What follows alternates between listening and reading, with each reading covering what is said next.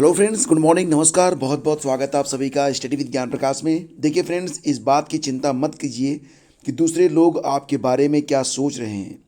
वे तो इस चिंता में व्यस्त हैं कि आप उनके बारे में क्या सोच रहे हैं। और देखिए फ्रेंड्स, चिंता एक प्रकार की कायरता है और वह जीवन को विस्मय बना देती है। सभी को हर समय खुश नहीं रखा जा सकता, इसीलिए इसकी चिंता व्यर्थ है। अपना जो रोज का काम है उस पर अधिक फोकस करें। इस बात पर ज़्यादा ध्यान दें कि कौन सा काम है जिससे आपका भविष्य संवर सकता है, और उसी काम पर सबसे अधिक फोकस भी करें और सबसे पहले उसी काम को करने का प्रयास भी। तो देखिए फ्रेंड्स, आज की तारीख हो गई 17 दिसंबर। आइए शुरू करते हैं आज के दैनिक रोजगार समाचार।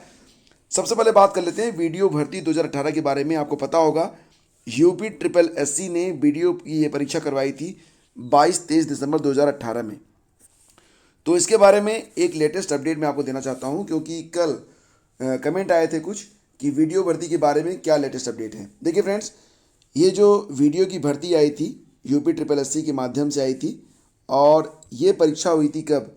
ये दिसंबर 2018 में इसकी परीक्षा हुई थी। हालांकि कुछ अभ्यर्थियों का डॉक्यूमेंट वेरिफिकेशन भी हो चुका था, लेकिन इसी बीच रिपोर्ट आई कि इस परीक्षा में धांधली हुई है और परीक्षा को निरस्त कर दिया गया। तो ऐसे अभ्यर्थी जो डॉक्यूमेंट वेरिफिकेशन करवा चुके थे वो लोग कोर्ट चले गए और कोर्ट में मामला पहुंच गया था। अभी जो लेटेस्ट अपडेट है वो दे रहा हूं आपको कि 18 नवंबर को इस पर सुनवाई हुई थी सिंगल बेंच में इलाहाबाद हाई कोर्ट में, और 14 दिसंबर को इस पर डिसीजन आ गया है। डिसीजन जो आया है वो सरकार के पक्ष में है। तो यहाँ पर ऑल ओवर बात यही कही जा रही है कि अब ये परीक्षा फिर से आयोजित की जाएगी। यानी कि ऐसे अभ्यर्थी जो अपना डॉक्यूमेंट वेरिफिकेशन करवा रहे थे उन्होंने चैलेंज किया था कि ये परीक्षा रद्द नहीं होनी चाहिए, लेकिन कोर्ट ने कह दिया है कि परीक्षा में धांधली हुई थी तो इसकी फिर से परीक्षा होनी चाहिए। तो ये परीक्षा अब देखिए मार्च में हो सकती है, क्योंकि जो कैलेंडर दिया गया है उसमें फरवरी मार्च बताया गया है। तो मार्च अप्रैल में ये परीक्षा दोबारा से हो सकती है। हालांकि जो अभ्यर्थी हैं वो डबल बेंच में जाने की बात भी कर रहे हैं, लेकिन अभी तक की जो अपडेट है वो मैं आपको दे रहा हूँ। और परीक्षा जो है ये मार्च में हो सकती है।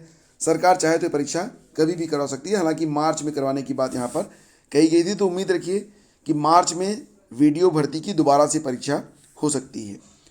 आगे बढ़ते फ्रेंड्स, और आपको बता दें कि सीटीईटी के बारे में रात में मैंने आपको अपडेट किया था, क्योंकि जो अपडेट आया था बहुत ही रात में आया था, लगभग 11:15 के आसपास वीडियो मैंने अपलोड किया कर दिया था, ताकि जो अभ्यर्थी घर से निकलने वाले हैं वो तो कम से कम ना निकले, उनको परेशानी ना हो। तो बृहस्पतिवार को केंद्रीय शिक्षक पात्रता परीक्षा के लिए विभिन्न केंद्रों पर तकनीकी खामियों की वजह से ऑनलाइन परीक्षा का आयोजन नहीं हो सका, और इसके बाद केंद्रीय माध्यमिक शिक्षा बोर्ड सीबीएसई की ओर से 16 दिसंबर को दूसरी पाली और शुक्रवार को होने वाली दोनों पाली की परीक्षा को स्थगित कर दिया गया है। मतलब 16 तारीख की सेकेंड मीटिंग और 17 तारीख का दोनों मीटिंग की जो परीक्षा है वो स्थगित हो गई है। इसके लिए नई डेट्स बहुत जल्दी डिक्लेयर की जाएगी।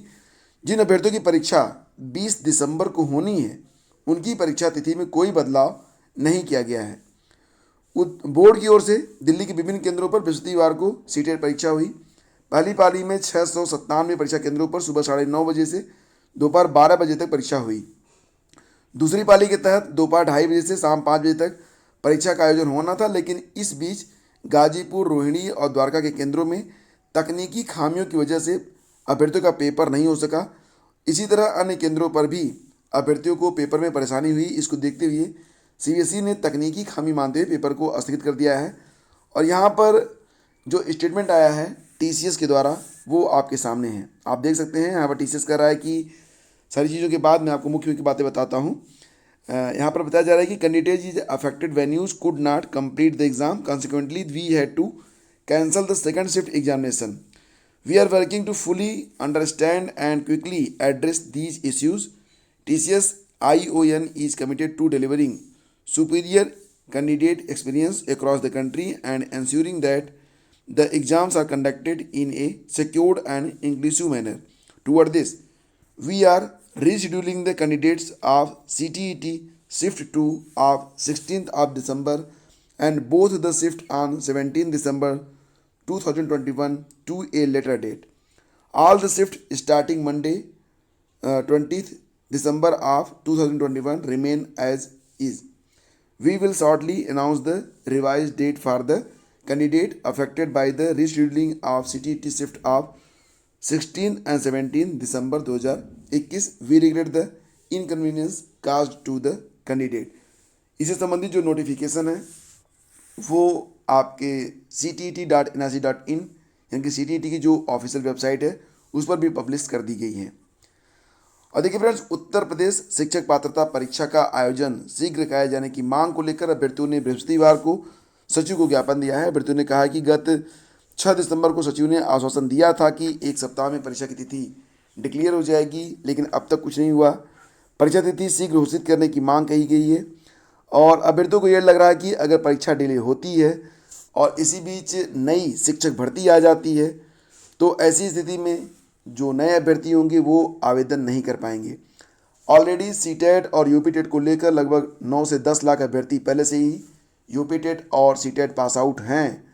तो अगर ऐसे में शिक्षक भर्ती आती है तो जो नए जिन्होंने अभी तक सीटेट यूपीटेट नहीं दिया है तो वो आवेदन करने से वंचित रह जाएंगे। हालांकि आवेदक तो हैं ही हैं, मतलब अगर भर्ती आती है तो उसमें आवेदन करने वाले तो पहले से तैयार बैठे हैं और उनके पास सब कुछ है। तो यहाँ पर डीएलएड प्रशिक्षित बेसिक शिक्षा में शिक्षक भर्ती के इंतजार में हैं और यूपीटीटी पास भी हैं, लेकिन बड़ी बात यह कि शिक्षक भर्ती न निकलने से वो निराश हैं। उन्होंने प्रश्न उठाया कि जब शिक्षक भर्ती नहीं देनी है तो फिर डीएलएड का पाठ्यक्रम जो है ये करवाया क्यों जाता है। और डीएलएड प्रशिक्षु पंकज मिश्र का कहना है कि 5 सालों में 69,000 और 68,500 शिक्षक भर्ती आई, लेकिन वह मूलतः शिक्षा मित्रों के लिए थी। प्रशिक्षितों के लिए कोई बड़ी भर्ती नहीं निकली। पिछले दिनों सरकार ने नई भर्ती निकालने के लिए विद्यार्थी और शिक्षक के अनुपात में शिक्षक पदों का आकलन करने के लिए 3 सदस्यीय कमेटी बनाई थी। इसकी भी रिपोर्ट अभी तक नहीं आई है, जबकि लगभग 3 महीने बीत चुके हैं। अभ्यर्थी अभी कमेटी की रिपोर्ट की प्रतीक्षा कर रहे हैं। ऑल ओवर हमें इंतज़ार तो विज्ञापन का है और सरकार को चाहिए कि वो इस मैटर पर बिल्कुल अपनी चुप्पी को तोड़े और अपनी बात को विद्यार्थियों के समक्ष रखे, ताकि कम से कम विद्यार्थी आश्वस्त हो सकें कि वैकेंसी आएगी तो कब आएगी। इसी के साथ फ्रेंड्स, सीबीआई के निशाने पर समीक्षा अधिकारी के लगभग 100 चयनित।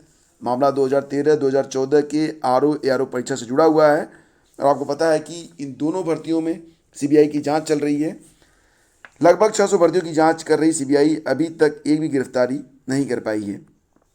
सीबीआई टीम पूछताछ और साक्ष्य जुटाने के लिए मंगलवार को लौट गई जुटाने के बाद, और समीक्षा अधिकारी सहायक समीक्षा अधिकारी 2013-2014 की जांच में सीबीआई को काफ़ी खामियां मिली हैं। समीक्षा अधिकारी के लगभग 100 चयनित अभ्यर्थियों को पूछताछ के लिए सीबीआई मुख्यालय दिल्ली बुलाया गया है। प्रतियोगी छात्र संघर्ष समिति के अध्यक्ष अवनीश पांडे ने भर्तियों को सीबीआई जांच को रफ्तार देने के लिए जल्द एसआईटी गठित करने की मांग की है। मुख्यमंत्री को पत्र लिखकर उन्होंने कहा कि सीबीआई देश भर में सैकड़ों मामलों की जाँच कर रही है। मौजूदा समय में सीबीआई के पास कर्मचारियों की संख्या भी थोड़ी कम है।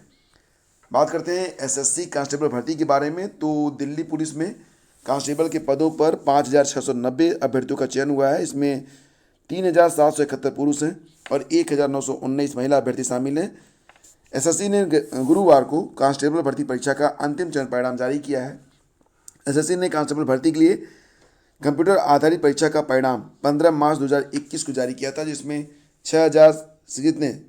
67,740 अभ्यर्थियों को फिजिकल टेस्ट में शामिल होने की बात कही गई थी। अब इसका जो अंतिम परिणाम है वो जारी हो गया है।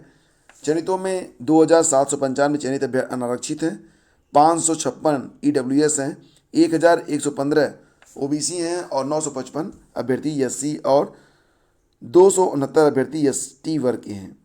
और 4 अभ्यर्थियों के खिलाफ आपराधिक केस दर्ज होने पर उनका रिजल्ट रोका गया है। वहीं 625 ऐसे अभ्यर्थियों का रिजल्ट भी रोका गया है जिन पर परीक्षा में नकल करने का आरोप लगा है। और देखिए फ्रेंड्स, इलाहाबाद विश्वविद्यालय में असिस्टेंट प्रोफेसर भर्ती के लिए एक पद के मुकाबले 20 गुना अभ्यर्थियों को इंटरव्यू में बुलाए जाने की मांग कही गई है। और इस मांग को लेकर अखिल भारतीय विद्यार्थी परिषद कार्यकर्ताओं ने गुरुवार को अर्थशास्त्र, दर्शन शास्त्र, मध्यकालीन इतिहास, प्राचीन इतिहास, मनोविज्ञान, गृह विज्ञान और विधि के विभागाध्यक्षों को ज्ञापन सौंपा है। कार्यकर्ताओं का कहना है कि इंटरव्यू में एक पद के मुकाबले केवल 8 अभ्यर्थियों को बुलाया गया है। ऐसे में तमाम योग्य अभ्यर्थी चयन प्रक्रिया से बाहर हो रहे हैं। कई अभ्यर्थी वर्षों से अतिथि प्रवक्ता के रूप में विश्वविद्यालय में पढ़ा रहे हैं, लेकिन उन्हें भी इंटरव्यू में कॉल नहीं किया गया है। और देखिए फ्रेंड्स, एक बड़ी खबर है, एक बड़ा बदलाव होने वाला है। लड़कियों की जो शादी की उम्र होगी वो अब 21 वर्ष होने वाली है। बाल विवाह निषेध कानून 2006 में संशोधन के लिए इसी सत्र में विधेयक ला सकती है सरकार। तो लड़कियों की शादी की कानूनी उम्र अब 21 साल होने जा रही है। सरकार बाल विवाह निषेध कानून 2006 में इस आशय का संशोधन लाने के लिए इसी संसद सत्र में विधेयक ला सकती है। और देखिए, केंद्रीय कैबिनेट ने पुरुषों और महिलाओं की शादी की कानूनी उम्र एक समान करने के प्रस्ताव को बुधवार को मंजूरी दे दी है। फैसला समता पार्टी की पूर्व प्रमुख जया जेटली के नेतृत्व वाले टास्क फोर्स की सिफारिश के आधार पर किया गया है। तो अब लड़कियों की जो शादी की उम्र होगी वर्तमान में कितनी है, लड़कियों की 18 है, पुरुषों की 21 है। तो अब ये जो शादी की उम्र होगी वो लड़कियों के लिए भी 21 साल करने जा रही है सरकार। और योगी सरकार का दूसरा अनुपूरक बजट, जो कि कुल आप देख सकते हैं यहाँ पर 8,479.53 करोड़ रुपए का है, मजदूरों और बुजुर्गों को चुनावी सौगात। तो यहाँ पर विधानसभा चुनाव से 3 महीने पहले योगी सरकार ने श्रमिकों और बुजुर्गों को खुश करने की कोशिश की है। सरकार असंगठित क्षेत्र के पंजीकृत श्रमिकों को हर महीने 500 रुपये भरण पोषण भत्ता देगी। बुजुर्गों, निराश्रितों, महिलाओं और दिव्यांगों को पेंशन 500 से 1,000 रुपये कर दिया गया है। कुष्ठ रोगियों को 3,000 रुपये प्रतिमाह मिलेंगे। साल के दूसरे अनुपूरक बजट में श्रमिकों और बिजली क्षेत्र के लिए खजाना खोल दिया गया है। 8,479.53 करोड़ रुपए के अनुपूरक बजट में 4,000 करोड़ रुपए का प्रावधान सिर्फ असंगठित मजदूरों के लिए है। बिजली के लिए 3,382.50 करोड़ रुपए का प्रावधान है। वित्त मंत्री सुरेश खन्ना ने बृहस्पतिवार को विधानसभा में वित्त वर्ष 2021-22 के लिए अनुपूरक बजट पेश किया है। साथ ही 2022-23 का अंतरिम बजट व 4 महीने का लेखानुदान भी पेश किया गया। इसमें सूचना विभाग को भी प्रचार के लिए 150 करोड़ रुपए दिए जा रहे हैं। विधान परिषद में उप मुख्यमंत्री डॉक्टर दिनेश शर्मा ने अनुपूरक बजट पेश किया है। तो यहाँ पर आप मुख्य बिंदु को देख सकते हैं फ्रेंड्स, जैसे कि 4,000 करोड़ रुपए श्रमिकों के लिए, 837 करोड़ रुपए बुजुर्गों और दिव्यांगों के लिए, और 24 घंटे बिजली के लिए 1,000 करोड़ रुपए, चुनाव तक शहरों से लेकर गाँवों तक 24 घंटे बिजली आपूर्ति के लिए अनुपूरक बजट में अंश पूंजी के रूप में 1,000 करोड़ रुपए का प्रावधान किया गया है। और इसी के साथ आप देख सकते हैं बाकी के खर्चे 1,350 करोड़ रुपए उत्तर प्रदेश पावर कॉरपोरेशन की क्षतिपूर्ति होगी। 372 करोड़ उदय योजना में बिजली कंपनियों की हानियों के लिए, 300 करोड़ दीनदयाल उपाध्याय ग्राम ज्योति योजना के तहत बिजली वितरण कार्यों के लिए, 175 करोड़ सौभाग्य योजना और 185 करोड़ प्रधानमंत्री सहज बिजली हर घर योजना के विद्युतीकरण के लिए। गरीब महिलाओं के इलाज के लिए भी 5 लाख अतिरिक्त मिलेंगे। असाध्य रोगों से पीड़ित गरीब महिलाओं को बड़ी राहत देते हुए सीएम योगी आदित्यनाथ ने कहा कि प्रधानमंत्री आयुष्मान भारत या मुख्यमंत्री जन आरोग्य योजना में महिलाओं के इलाज पर यदि 5 लाख से अधिक खर्च आता है तो सरकार अतिरिक्त 5 लाख रुपए की मदद करेगी। कुष्ठ रोगियों की पेंशन भी 500 रुपये से बढ़ाकर 3,000 रुपये कर दी गई है। हर रोगी को आवास भी दिया जाएगा और नई चीनी मिलों पर 5,000 करोड़ रुपये का निवेश। मिला जुलाकर बहुत ही एक तरीके से काफ़ी ऐसा बजट है जिससे काफ़ी लोगों को लाभ पहुंचेगा। तो देखिए फ्रेंड्स, ये थी आज की पूरी अपडेट। और इसी के साथ आपको बता दें कि डेली मोटिवेशन के लिए आपको एक नया चैनल दिया गया है, इसको सब्सक्राइब आप ज़रूर कर लीजिएगा, इससे आपको बहुत फ़ायदा होगा। चैनल का नाम है बी विनर, लिंक वीडियो के डिस्क्रिप्शन में आपको मिल जाएगा। Thank you so much.